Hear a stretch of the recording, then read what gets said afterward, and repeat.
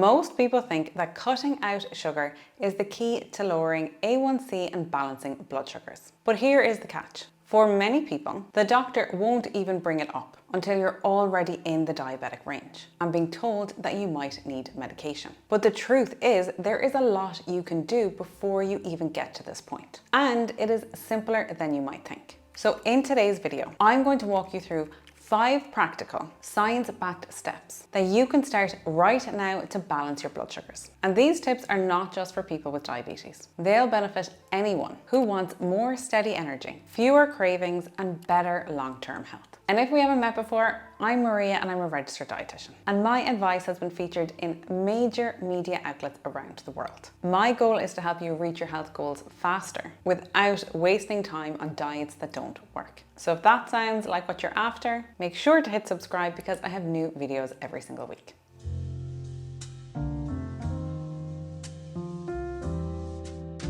Now, if you clicked on this video, you probably have at least an idea of what HbA1c or A1c is. But just in case, here is the short version.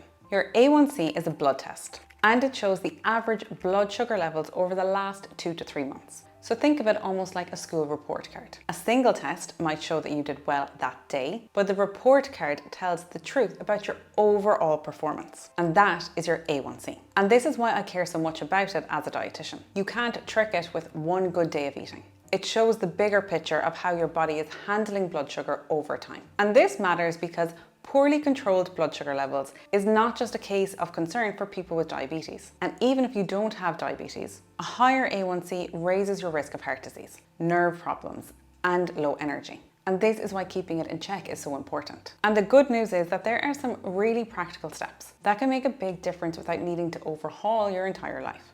So first up is something I see time and time again with clients. And while it will definitely help, it is still missing the bigger picture. So a client of mine recently, we'll call her Sarah. She went to her doctor and she was told she had prediabetes. She was referred to see me, and in the interim, she started making some dietary changes. The first thing she did was starting to remove sugar from things like her coffee, eating less processed snacks, and looking out for sugar on more labels. And this makes sense because most of the advice we see in this area focuses on avoiding sweets and carbs. But even your so-called healthy foods like fruit and oatmeal, these can still cause large glucose spikes. And it's those frequent spikes and crashes that put your HbA1c up high over time. So the real goal isn't actually cutting out sugar. It's learning how to stabilize blood sugar spikes, because the biggest results will come when you learn how to flatten your glucose curve. Now, you don't need to flatten it completely. It's normal for it to go up and down a little bit. You just don't want it to be spiking straight up and then shooting straight back down. And a big part of this is eating balanced meals with protein, fiber, and healthy fats. And that balance, it acts like a buffer. So it slows down how quickly your body absorbs sugar. So then your blood sugar rise is steadier and gentler. And over time, that is what impacts your A1c. Think of it like this.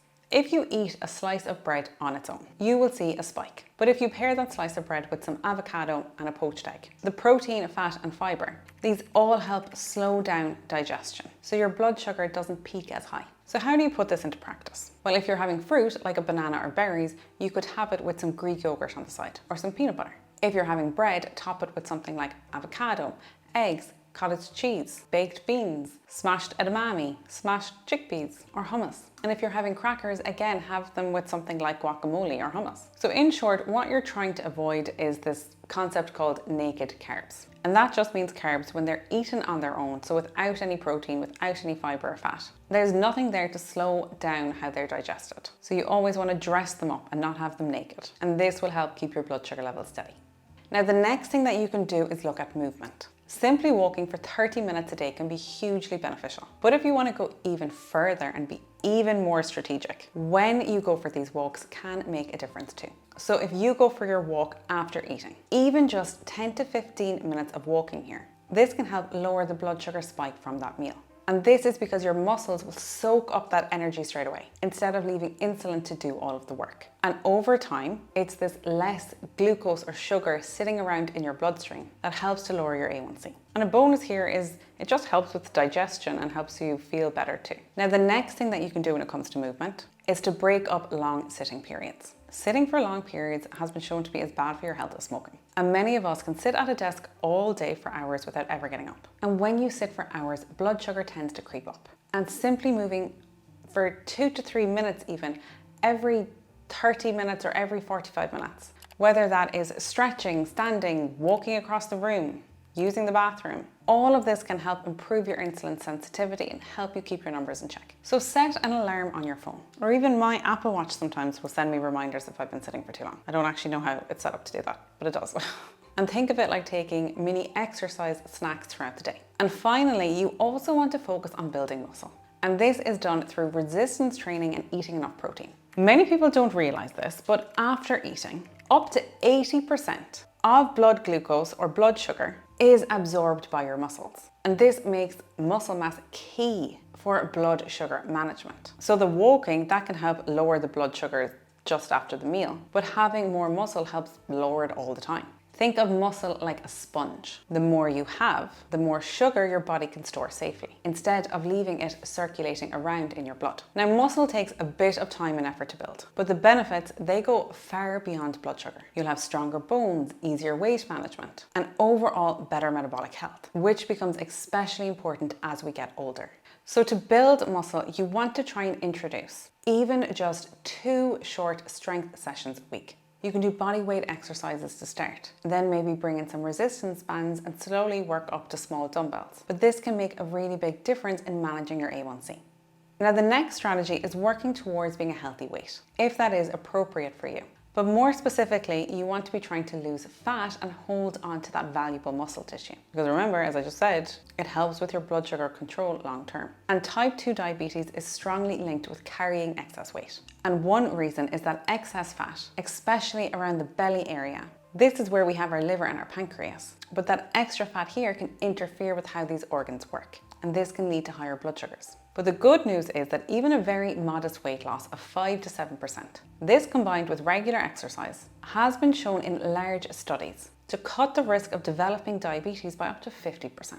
So there is huge possibility here. Now, when it comes to losing weight, particularly in the context of prediabetes, people like to try all different sorts of eating methods. Some want to try intermittent fasting, some want to try keto, some want to try low carb. But the reality is there isn't one right way to do it. There are multiple diets that can help you lose weight when done under the right guidance and done safely. The key for you is finding the diet that you can sustain over a long period of time, because that is what is going to give you results. So think about what works for you. What diet are you going to be able to stick to? Because it's about making a change that lasts forever. Not, okay, let me try 6 weeks of keto and then I'll go back to normal. You have to think about what's most likely to work for you and your lifestyle. Now, in general, a lot of people tend to eat too many refined carbohydrates.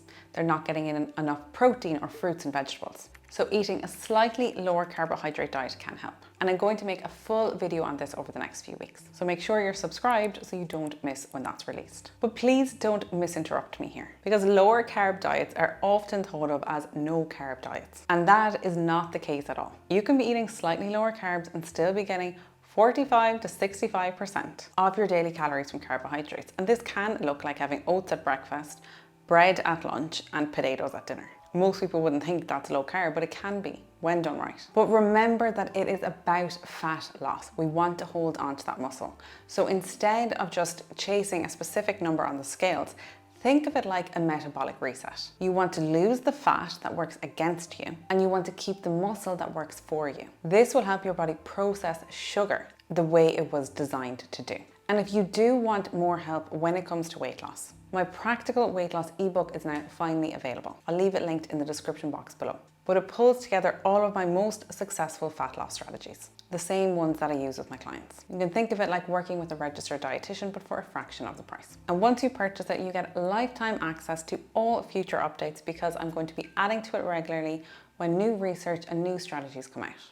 Now, the next thing that you need to focus on is practicing positive sleep habits. And look, we all know that sleep is important for overall health, but what many people don't realize is that poor sleep habits can make blood sugar levels more difficult to manage. But also, high blood sugars can cause poor sleep. So it can be a bit of a vicious cycle. And poor sleep is associated with higher A1C levels. So the sweet spot is that ideally you want to be trying to get 7 to 9 hours of sleep each night. You don't want less and you don't want more either, because that's not good too. And there are lots of simple ways to improve your sleep hygiene, like keeping a regular bedtime routine, limiting screens before bed, and creating a cool, dark sleep environment. And to go a step further even, you want to check your sleep timing, because it's not just about how long you sleep for, but also when. Going to bed and waking up at consistent times. This can help support your circadian rhythm, which in turn helps keep cortisol and insulin better regulated. Now, the final thing I want you to focus on is managing stress. Again, this is important for overall health, but it does play a key role in managing your blood sugar levels. Because when you're stressed out, your body releases cortisol and adrenaline. This is our fight or flight response, and this used to be a good thing. Like hundreds of years ago, a stressful situation involved running away from a predator or fighting, whereas now a stressful situation is usually whilst you're sitting at your desk working through emails. You don't need extra energy to run away. So when we're stressed, our blood sugar rises, and this gives your muscles quick fuel to allow you to respond to the stress and run away from danger. But the problem is that when this stress isn't short term, but it's constant, we're constantly stressed. It could be family stresses, financial stresses, work stresses. The list is endless. All of these things can keep your cortisol levels elevated all throughout the day. And that means your blood sugar levels stay higher too. And over time, that chronic stress can drive your A1C up. Now, does this cortisol directly cause weight gain or diabetes? No, it doesn't. And I have a full video actually on this topic. But what it does is it makes it harder to hold on to these healthy habits that can protect your blood sugar. And as a result, you may then end up gaining weight. And chronically elevated cortisol can affect where that weight gain ends up. So you're more likely to gain weight around your belly. And this is where we really don't want it. So you need to try to tackle your stress in a realistic way. So there we have it, the steps to take to help lower your A1C. And the big thing here is that these strategies, they work synergistically, meaning that improvements in one area, they will often support progress in others. Better sleep could help improve stress management, for example. Regular movement can enhance your sleep quality. But pick one and start there. But if you have any questions on anything that we've talked about today, just comment below and I'll do my best to answer them. Or if there's any topic that you would like me to cover next. Now, if you enjoyed this video, YouTube thinks you would like to watch this one next. As always, thank you very much for watching. Stay happy and stay healthy, and I'll see you again next week. Thanks for watching.